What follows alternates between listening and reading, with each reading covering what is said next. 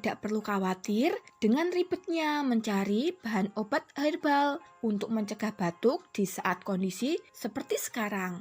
Kamu dapat membuat obat herbal cegah batuk dengan cara yang cukup mudah, cepat, dan terbukti ampuh dari rumah.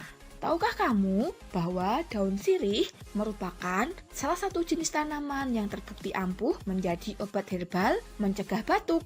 Sebagian besar orang hanya mengetahui bahwa daun sirih ampuh menjadi antiseptik. Padahal ada jutaan khasiat tersembunyi di balik daun sirih ini. Daun sirih memiliki kandungan minyak atsiri, vitamin B, vitamin C, serta alkaloid yang mampu mengatasi penyebab batuk. Ada beberapa cara yang bisa dilakukan untuk membuat obat herbal cegah batuk dengan bahan dasar daun sirih. Pertama, kamu bisa menyiapkan 5 lembar daun sirih. Siapkan juga 300 ml air.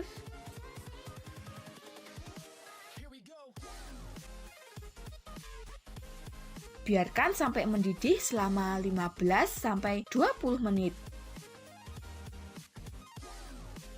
Lalu, saring air rebusan tersebut.